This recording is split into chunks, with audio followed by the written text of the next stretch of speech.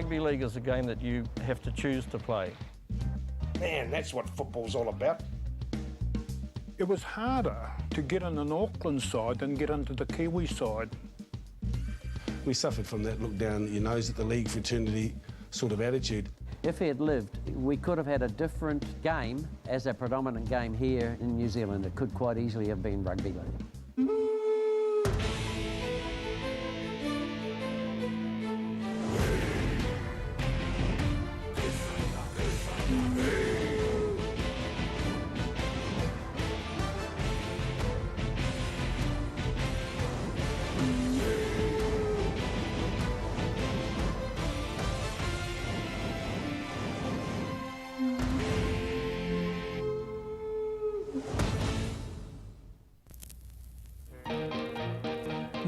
Years ago, Auckland was an emerging city with a population of approximately 100,000.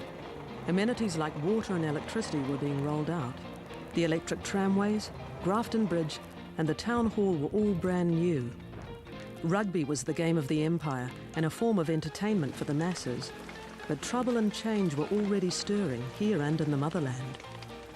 A lot of the strongest clubs and the counties of Lancashire and Yorkshire broke away from the autocratic England Rugby Union, which was in charge of the game in England, of course, but also in New Zealand and Australia.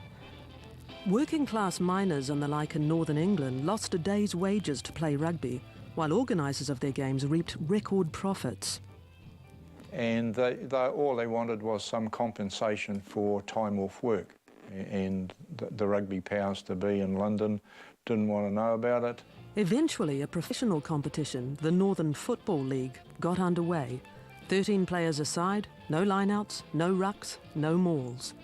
And in 1905, some curious spectators from New Zealand witnessed this bold new game. A rugby league reporting veteran who covered over 100 games in 44 years at the press, John Coffey has spent a lifetime studying New Zealand league. Original All Blacks in 1905 saw some of this Northern Union game, as it was called. When they returned home, those All Blacks, a lot of them were broke and were out of work, and a few of them still retained that interest in this Northern Union game. That interest might have fizzled out but for a Wellington postal worker and rugby player, Albert Baskerville. Intrigued with this new style of rugby, he organised a Kiwi tour of the Northern Union teams in England in 1907 and 8. His radical idea? Players would chip in for the cost of the tour, but receive a share of any profits. So he had a pretty good idea on rugby sports as such, but he'd been talking to All Blacks that had been away on the 1905 tour. They mentioned this new game that was being played in the north of England called Northern Union. So the first professional tour from New Zealand to the United Kingdom via Australia and Ceylon was arranged. The impressive side included 9 All Blacks. None had ever played the game before they set foot in England. Baskerville was banned from rugby matches and accused of chasing coin, but he and his team couldn't be stopped. They were dubbed the All Golds, an early slur that would later become a nickname used with reverence and pride. Former player turned board member and prolific rugby league historian Bernie Wood has penned a series of definitive histories of rugby league, including Auckland's 100 years, with co-writer John Coffey. They were immediately banned for life from ever having anything to do with rugby union again. And when you look through the history of sport in this country, you'll find that rugby league is the only sport that indeed had a life ban placed on them from another sport. The 9-month tour was deemed a huge success, with the All Golds winning 19 out of 35 games. For the players, now banned from union, there was no choice but to make this new sport take off in New Zealand. There was an initial setback. The organiser, Albert Baskerville, died of pneumonia in Brisbane on the way home. So there was initially a lack of organisation, but the remaining All Golds arranged for matches between Wellington and Auckland in 1908. and the seeds of what became the Auckland Rugby League was sown there. From the outset, the Auckland sporting public became very interested in this new sport right from when the first games were played. By 1909, clubs were being formed, and it was inevitable that the Auckland Rugby League would have to be formed to administer a club competition. The original clubs were Devonport United, City Rovers, Newton City Rangers and Ponsonby United. Games were competitive from the start. The crowds were encouraging and newspaper reporters were enthusiastic, even if most were still figuring out the rules. The local club competition was underway, and Auckland representative teams played visiting teams from around the country, as well as Australia and England. With rugby league gaining in popularity, competition between the two codes began to intensify. The rugby union actually had a habit of, if there was a rugby league game scheduled, hiding a couple of teams in the changing sheds a bit earlier in the afternoon, and then racing onto the field as the league guys arrived and said the ground's not available, sorry. So there was one day when the North Shore Albions were having a rugby league match against the fire brigade for charity purposes, and the rugby union had this trick, and within 5 minutes there were 4 teams on the one field, 2 trying to play rugby union, 2 trying to play rugby league, and apparently it ended up in a Donnybrook. For 100 years, league and rugby have tussled over which is the better game, the better test of skill. And while rugby is still the sport of choice of 145,000 New Zealanders, there are 22,000 passionate leagueies who have no doubt what sets this game apart. You know, I've played both and I enjoy both. I prefer rugby league. I think the rules in rugby league are much more simple and just allow for a clearer understanding by both the spectator, the players, and also the referee. The physical confrontation, I think, was something that sort of challenged. You know, the whole challenge of rugby league was completely different to what rugby union was back in the day when we were playing.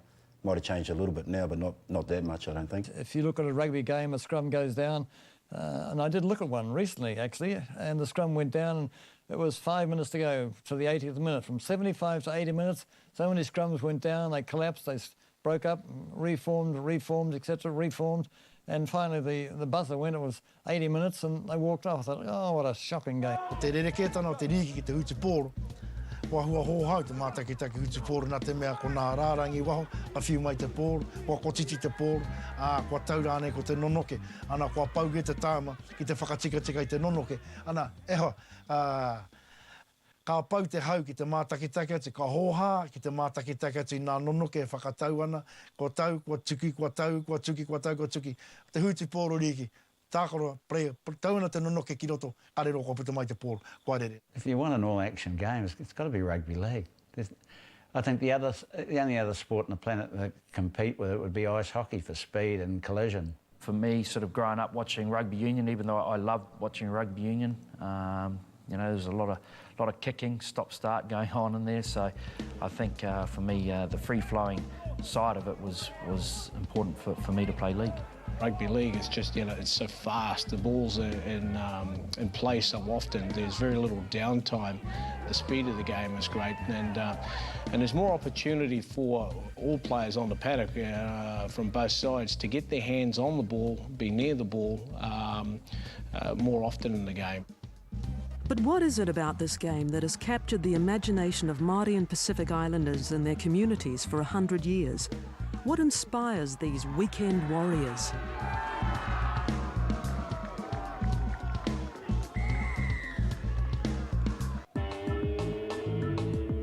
The rapid success of rugby league in the early years of the 20th century would ultimately prove to be its downfall, and World War I would provide the turning point. While Union halted competitions during the Great War, League continued to play, putting on charity fundraisers and building community spirit in difficult times. Star All Black Carl had sensationally switched codes, and League's popularity was now so great that the Union was forced to act, hoping to reverse a tide of declining spectators and empty stands. Their response would prove to be decisive. The Rugby Union issued a general amnesty for those wishing to return to the game after the war, and Carl Ifferson was welcomed back to the All Blacks. So strong was Ifferson's star power that his switch back to union, along with rule changes to give the game more pace, diminished the league's threat to be the #1 game. He was basically so good. He was promised inclusion in the Invincibles team of the mid-20s, and in fact his selection was due to be announced when the message came from the English Rugby Union to the New Zealand Rugby Union that in no circumstances would Carl Ifferson be welcomed in England, so don't include him. I think it was inevitable that rugby union would emerge successful if it was a race between the two, because it still had the money, because it refused to give it to the players, which is one reason why it all started. It still had the influence with the government, the local bodies, the grounds and the schools. So I think rugby league was really hitting its head against a brick wall. The rugby union historians that John and I often talk to about the games are the first ones to admit that it hadn't been for the First World War, we could have had a different game as a predominant game here in New Zealand. It could quite easily have been rugby league. League might have lost the battle with rugby, but the war raged on, nowhere more so than in the hearts and minds of Māori and Pacific Islanders, who would soon change the very white working-class face of league for good. Two people instrumental in the development of rugby league with Māori were Steve Watine and Jim Rukutai. To this day, Rukutai is the youngest ever Kiwi coach. Māori weren't new to league. In fact, at the same time as the original All Golds tour, an all-Māori team crossed the Tasman to try the new game against the Aussies in 1908. But still, it took the visionary leadership of a few key people later on to drive uptake of the game at home. Dale Husband has rugby league coursing through his veins. Coached by his mum, he played league from boyhood. His family's passion for the game goes a long way back. Now, my grandfather, Steve Watine, was a pretty accomplished rugby player and had come up from the Thames region and was apparently working for the Department of Labour. His boss was Jim Rukutai. He said, "Steve, come on over and play rugby league because George Nepier's got dibs on the All Black jersey and you probably stand a better chance of making national selection if you play rugby league." Well, more than that, Grandpa ended up not just playing rugby league but also dating Jim Rukutai's daughter, and they eventually got married and had 14 children between them. So, you know, our family's been entrenched in league ever since.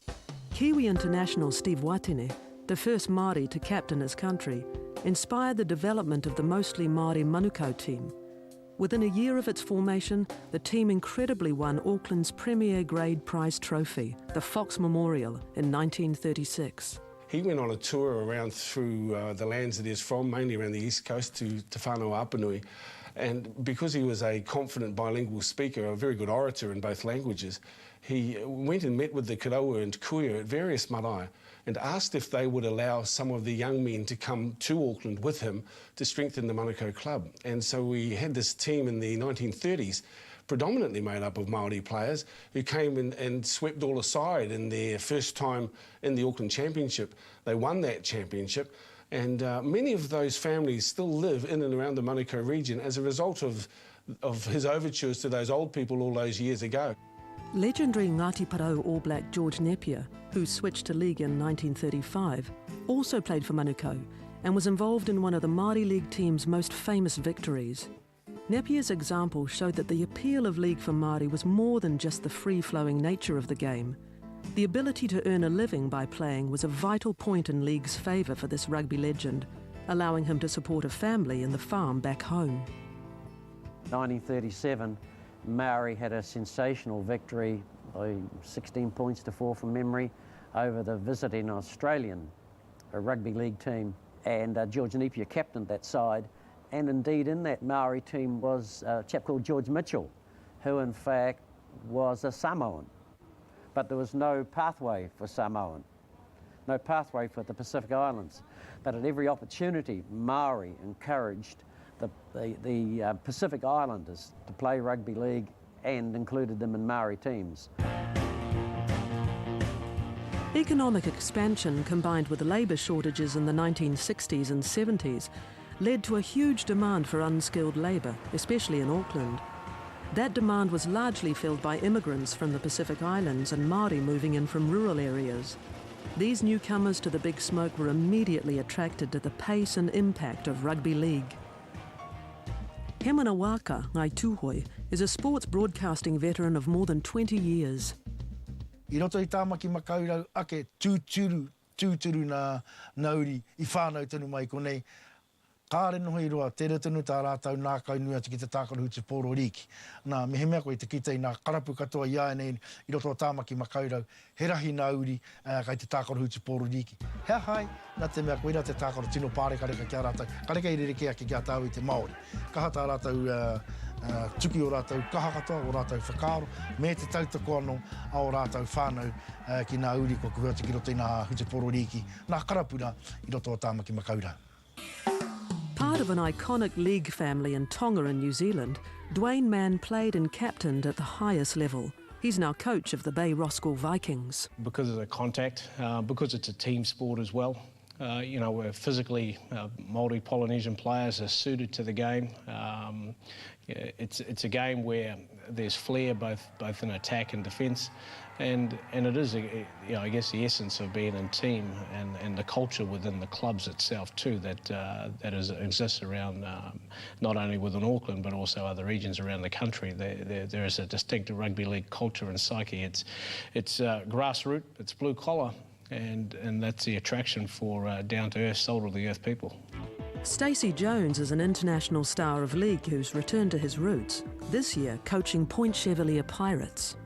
Because Polynesians and Māoris develop into big boys at a young age, whereas probably the European boys don't develop until they get a bit older.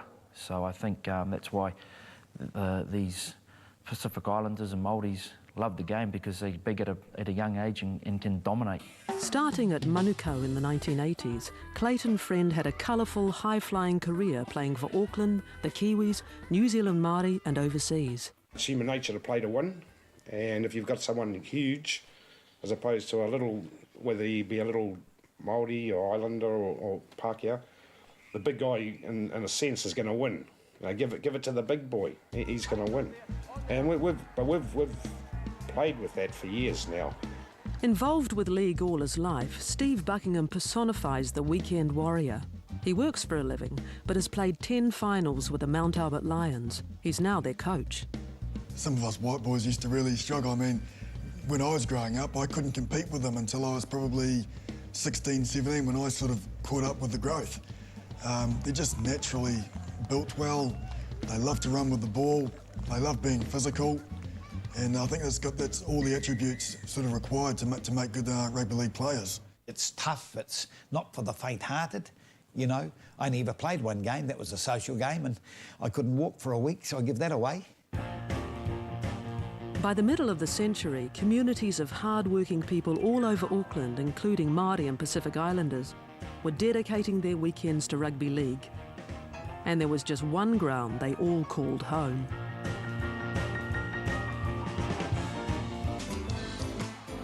The story of Auckland Rugby League cannot be told without paying homage to one of the sport's most famous stadiums, Carlaw Park, a small, intimate ground in central Auckland purpose-built in 1921 on the site of a former market garden. It evokes memories and passion like no other stadium. Named after the first Auckland Rugby League chairman, James Carlaw, it would go on to be the spiritual home of Auckland and New Zealand Rugby League for 8 decades. In actual fact, it was a dump. Had a poor playing surface, the facilities were Z-grade facilities, they were terrible, but it had an atmosphere that could not be duplicated anywhere in New Zealand. Oh, there was some fantastic games, and so that captured the imagination. One day, would I ever get the chance to run out on Carlaw Park? Run out he did, as a player for Auckland and New Zealand from the late 1960s. Mike McLennan spent years sharing his knowledge with clubs like Mount Albert Lions, Northcote Tigers and Lancashire's St Helens. Peter and brother Te Aropati are 2 of 5 brothers who between them played at every level of the game. Just the atmosphere, everything about it was fantastic, you know. And that's from having played on it to wanting to get along on a Thursday night when training's finished at Otahu, wanting to get in the car with your mates and head straight to Carlaw Park because there was a night game on. And it would be straight over to the back of the train tracks, straight over the train tracks, and straight through the hole in the fence. Yeah, I remember actually when I was about 10 years of age, sneaking into the ground because I don't think we ever paid. There's always a hole in the fence somewhere. And if there was no hole in the fence because they were clever enough to patch it up, it would be climb over the fence. Or you knew one of the gatekeepers to let you in. But yeah, this time I think we snuck over the fence, just on the railway stand there. And it was a test match against Australia. And I remember there was about 26,000 people, which doesn't sound a lot these days, but cramming that amount of people into Carlaw Park really created a very unique atmosphere. And I just remember watching the game and just thinking, I want to be part of this. I used to love going and standing at the back of the railway stand, and you'd go behind the old wooden louver windows and you'd listen to the pre-game talk and the half-time talk and the post-game talk, and colourful language. You'd squeeze in between the adults' bodies if you could try get in there. Some of the language that was coming out of the dressing rooms at different times was certainly not the sort of thing you'd like your kids to hear, but that in itself created its own attraction. One of Auckland League's most famous exports, Graham Lowe cut his teeth coaching right here at Carlaw Park. Outside the dressing room windows, there'd be dozens and dozens or hundreds of people listening at times to what the coaches had to say, and the stamping on the floor of the players warming up prior to going out on the field, the sprigs on the floor was just, if you were privileged to hear the sprigs on the floor underneath Carlaw Park, you heard the beat of a drum that cannot be repeated anywhere in the world. Aucklander Dean Bell had a glittering career offshore, winning top honours from legendary English club Wigan before returning home to captain the Warriors. Even now, if you don't really smell it these days too much, but liniment, that just evokes memories of Carlaw Park, and in the change rooms, you could see people outside of the windows of the change rooms listening to what everybody was saying in there, and and then you get the call to come out of the tunnel, and just standing there, just facing the opposition, sort of was quite daunting, really, and then just obviously the atmosphere as you ran out, it was pretty electric. Ka muti toku tākara hutu pōro ri ki ka haere au ki te whaiwhai haere i nā mahi I roto o Carlaw Park ki te whakapāho. Anei, konei ka kite au te nākau nui me te wairua o te tapu o Carlaw Park. Karekau he papa tākoro Ituats I roto o Aotearoa whānui tonu. Great memories going there as a kid. Sometimes got the opportunity to play at half-time of the main game, albeit only sort of 5 minutes. Playing at Carlaw Park at half-time, that was a massive day. You only had like 5 minutes, but it seemed like a lifetime. When you talk about Carlaw Park, I've been very honoured. I've travelled the world, been to games all over the world, as a spectator, as assistant manager, manager to the Kiwis. Carlaw Park is right up there with the best of them. The atmosphere, you can't buy it. And here's the traditional haka. And the Tammany Cousins in the front row. Crowds and players were inextricably linked, and not just after the game. Des White, a record-breaking fullback of the 50s and 60s, recalls. Well, they could see you, and if you made a mistake or you backed off or you chickened out on a tackle, etc., you would really cop it. Yeah, I remember one on the sideline having a crack at Joe, and my mum getting involved, and nearly, trying to slap this guy because there was a spectator having a crack at Joe, and a player was trying to have a crack at Joe, and mum's leaning over the fence to have a crack at the player who was trying to have a crack at Joe's, but everyone sat on top and you couldn't hide. Well, party is going to come on by the looks. The stadium, the grandstands were just right on the field. You could feel every tackle when you sat in the grandstand and watched the games, and you could hear, the crowd get stuck into the opposition. It wasn't probably the flashiest stadium in the world, but at the same time it had atmosphere all of its own. And we knew where the family was sitting. They all sat in the same place on the concrete stand there. So if we didn't play very well, they'd let us know about it. There's a little distinct variances in the pitch work that one of the field in the right-hand corner rolls up and slightly banks up. And so, you know, if you know how to kick the ball or run an opposition to that side of the corner, it can make it hard or easy for them. But mainly, yeah, it was intimidating because the crowd were close and the crowd was vocal. And the good thing, too, when you played there, yeah, most of the times you had an Auckland ref. And so now a penalty to Auckland right in front of the uprights. I think the referee certainly helped them to win the game, and the last 3 penalties in particular were for things I've never seen before in a football field. Carlaw Park was one of the most used test venues anywhere in the rugby league world, hosting an impressive 68 tests before crowds as big as 28,000. Its facilities were what most would call unique. And if the closeness of the crowd or the referees made it tough for visiting teams, they soon learned that they also had to contend with the state of the pitch. Well, unfortunately, it was in a hollow, so if it rained in Auckland, and it rains in Auckland every day, then the ground would become wet and muddy. There was actually a French manager here in the early 1960s named Antoine Blaine, and his English was a bit restricted, but he walked out onto the ground, grabbed a heap of the turf and held it up and said, "Mud, mud, mud." That was the attitude. They hated playing there. I think well, you could say that at the times they come over here, or the time of the year they came over here, they never came in toward early spring. It was always right in the middle of winter, and in June, July, and it was very, very heavy. Well, we're talking mud, man. We are talking serious mud. And we had enjoyed some good success against touring teams. And it makes me wonder nowadays if we shouldn't pile on 1.5 foot of mud onto Mount Smart Stadium when we play against Aussie teams, and maybe we'll come up with some better results.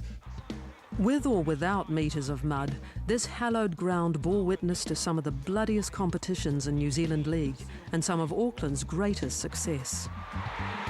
Orchard out to Williams.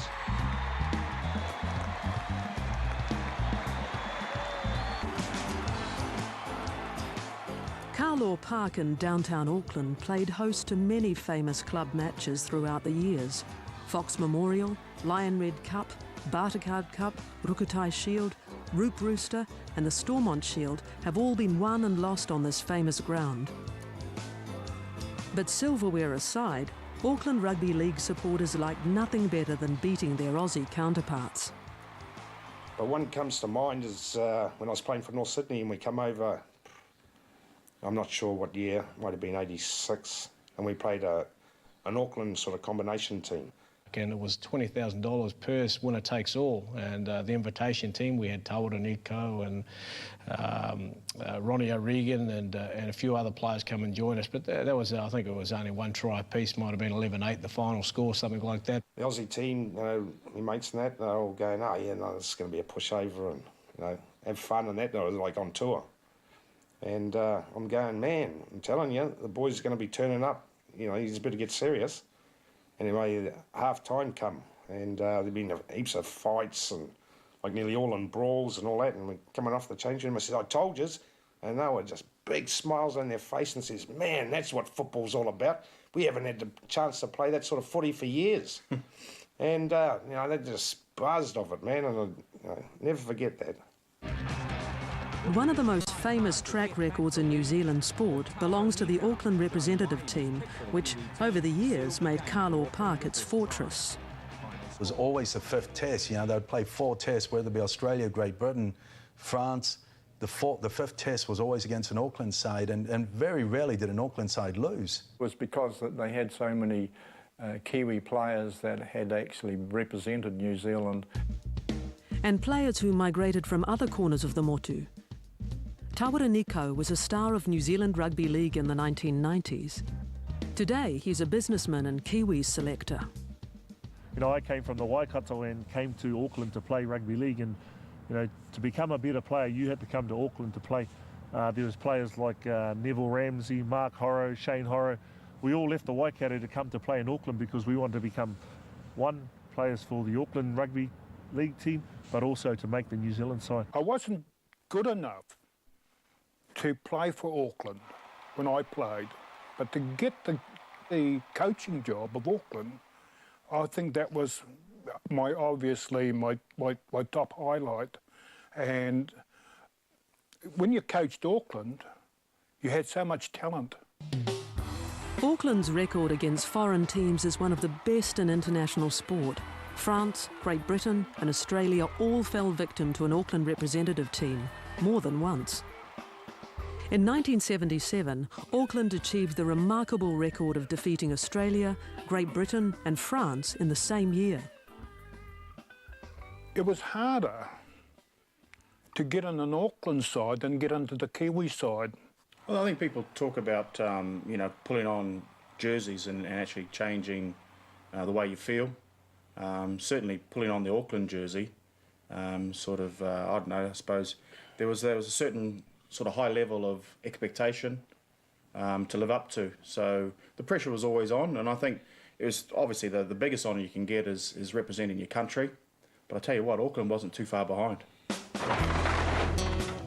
The fate of Carlaw Park was sealed in 1995 when the fully professional Warriors joined the Australian Winfield Cup and chose to play at the more modern Mount Smart Stadium. The dismantling of Carlaw Park was almost symbolic of how the landscape of local league was changing forever. It was the end of one era and the start of another, with proceeds from the sale of the park ensuring Auckland Rugby League is one of the most financially secure local sporting bodies in the country. Oh, don't start me. You get the blood boiling. Carlaw Park. I loved it. I tried to save it, and no one wanted to support it. I've accepted the fact that there comes a time when dearly beloved grounds as Carlaw Park their time has come. Same thing has happened to Athletic Park in Wellington, and the same thing happened to Carlaw Park. The people that used to say, oh, save Carlaw Park, they never used to go to the games. You know, absolute bullshit, mate. There's no question Carlaw Park is part of the folklore of rugby league in this country. No question. And I've savoured the moment there. Beautiful time. But, mate, you can't save it if it's not economical. And it was not economical, and the right decision was made to sell it. Yeah, look, it's a shame that's gone now, because if that was the Warriors' home ground, you know, I'd say they'd never get beaten there.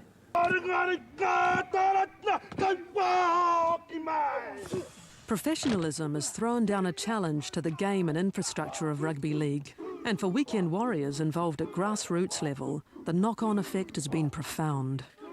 Rusty Matua was a well-respected Otahuhu player in the late 80s and early 90s. He's now coach at the biggest league club in the country, Manurewa Marlins.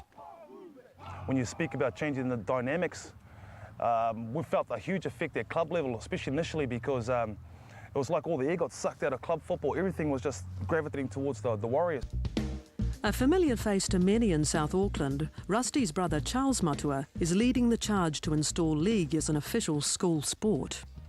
I nā kiau nei he painga to te Warriors, nā te mea e taia nā rangatai o tēnei au ki te uru atu ki roto i nā tīma pera. Pena i hea ana rata te whai te ara mo te ena reo, ko tērā te huarai tika maratai. I think it's probably a few years where club league struggled with them, but in general now I think they're really looking to help the clubs. I know we get a few under-20s boys back every now and again to help out our top side. And I guess they're interested in helping to develop the game now, whereas back in the past it was about plucking the best players out and maybe not putting something back. So I think they've got the right attitude now towards their club footy. They need to develop club footy, and in the long run that'll help them. And in general, the Warriors are a good thing for the game. They keep our profile high, and you know, like I say, keeps the kids wanting to come back for more. But turning those dreams into reality for cash-strapped clubs is no easy feat. At our grassroots level, we really struggle. For us, Manurewa Marlins in particular, you know, it's our 50th Jubilee this year. We've got 53 teams, the biggest club in New Zealand. But it's a struggle every year just to outfit our teams, just to get them onto the field. But the remarkable thing is that if we had more resources, we could have even more teams and grow to even be a bigger club. For people like Rusty, league is more than a game. It's a deeply held philosophy and a hard-fought way of life. And one of the things that we use in regards to our boys is that we don't play for money, we play for mana. You know, we've spoken to our boys in regards to money. We don't have any money. If you want to get paid to play rugby league, you need to get yourself into a good enough position to go to the NRL or the Super League. That's where you'll get paid, gentlemen. And we're just giving them an opportunity here to develop their football, to be part of a really positive culture, you know, of guys who want to improve their football, improve themselves, and become better league players. And that's the beauty about grassroots rugby league, is that you're seeing guys there who play for the love of the game. I think every young guy playing rugby league would like to be a warrior. I'm sure of that. But of course, you go on to the fact that scouts are in New Zealand from Australia looking for the talent that we've got. And boy, we don't see a lot of the talent. We see it all right in playing for some other club in Australia. We never made a decision that we wanted to play professional rugby league. We never made a decision that we wanted to go somewhere and be paid to play. You've got a generation of parents now who see it as a different experience for their young ones. If they're any good, they're thinking, well, straight away they're counting, and you've got agents ringing them left, right and centre, and clubs calling, and people telling them how good they are, and maybe their focus, the parents, on the kids is pushing them more professionally, I think. Whereas I grew up, you know, even to the last day, I never thought about money, or I never thought about it as a job or as anything, as a hassle, apart from the fact that it was a privilege to be able to play this beautiful game that we play. You could probably throw up 1,000 kids right now, and you'll probably find 999 will come up with this line, I want to be a pro footballer. Yeah, I don't know if many in our day made that decision early on, whether they're playing juniors, 18, 20s or whatever, that was, yeah, footy was something you just did around life, and it was just part of not everything. Well, I've been an administrator for 5 decades, or over 5 decades, and, you know, every day I learn something new. Kathy Friend is a cornerstone of Māori and Auckland Rugby League, first as a parent, then an administrator and now a board member. Hers is a league family, which includes her son Clayton Friend, her brother Cameron Bell, who played and then coached Auckland in the late 1980s, and his son Dean Bell.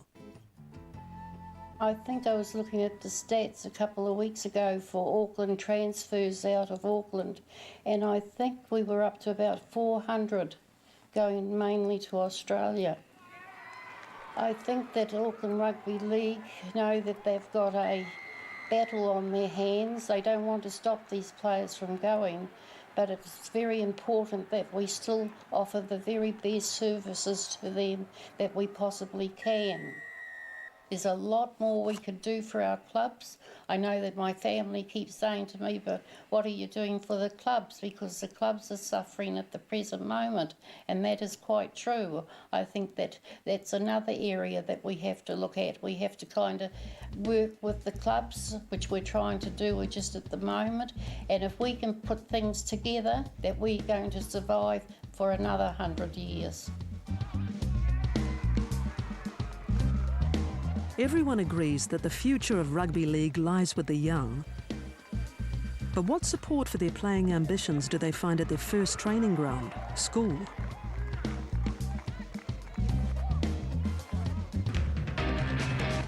Rugby league has had to overcome many obstacles over the years.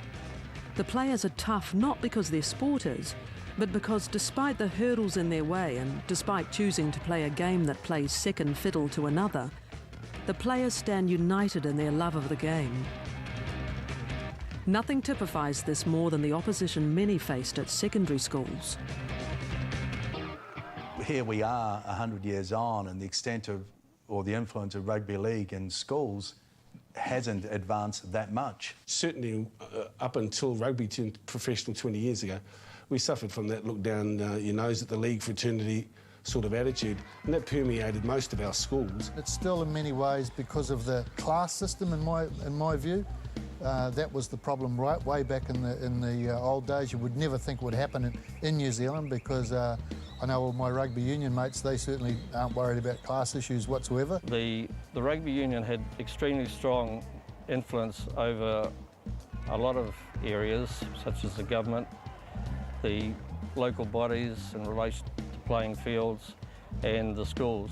Once I got to college, I became aware that it was a problem if you were a rugby league player, because despite what the teachers might tell you now and despite what's politically correct, if you played rugby league, you were on the outer at school. You were expected to play rugby union on a Saturday, which I refused to. I played rugby league. It happened to me. I had to clean the toilets and the playground and everything because I wouldn't play for the first 15. And I used to swim for the school and run for the school, cross country and everything like that. And yet I got penalised for not wanting to play. Well, I was adamant I wasn't going to play a game where the spectators touched the football more than the players. And you were penalised because they did not want rugby league to grow, and it was a pity that continued like that for years and years and years. They got me into the office one day and says, well, you got to play rugby. I says, I can't, I was real quiet then, and they pulled out the strap and threatened me with the strap. Says, you're playing rugby on the weekend. I says, no, I'm not. And I jumped out the window and ran all the way back to Otahu. And I just got home, knackered, and my mum turns up, just as I was going in the drive. What are you doing home from school? And I told her, she says, get in the Humber. No, Mum, get in the Humber. We're going back. No, man, do we have to? She says, get in the Humber. Anyway, so we, on the old Humber 80, went all the way back. I think it took us an hour. I think I ran it quicker. But we got back and, Mum straight into the office, dragged the principal and deputy principal, Mr. Bates, I think he was, and just tore stripes off him. And made me so proud that even though at the time I was scary. Embarrassed. Yeah, embarrassed. I think it was the Humber 80, I don't know. But I think they used pressure. They used lots of pressure on the young ones. And I think that, the way he went about it, I believe, this is the headmaster, he asked Clayton what did his father do and was he involved in league, and he said, well, yes, he is. And he says, oh, well, what about your mother? And he says, well, she's even more involved.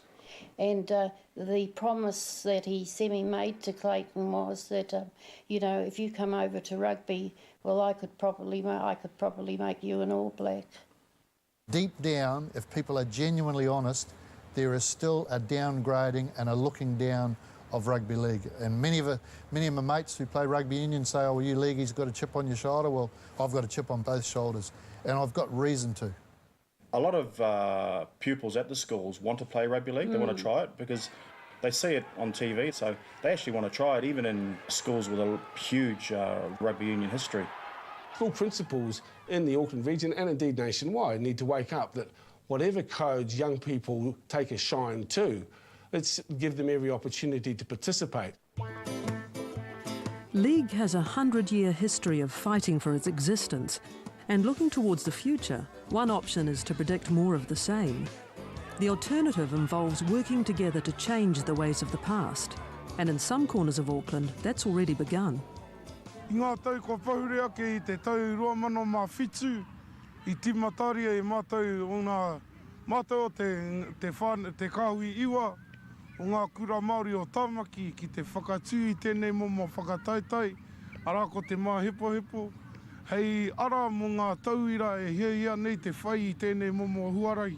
Ko tētai o mātou hautipua I whai tūranga ki roto I te kapa o Newcastle I te rātou, mai tō mātou whakataitai, ka uru atu ia ki roto I tō mātou tīma rangatira, katai ka tākoro mātou ki te whakataitai āmotu mo ngā whutiporo riki, I reira ka kitea mai I etai o ngā selectors mai Newcastle, I aia e tākoro ana, e tā rātou I heia ki te tango mai I tērā hautipua ki a tango hia, e ia ki Newcastle I tēnei tau.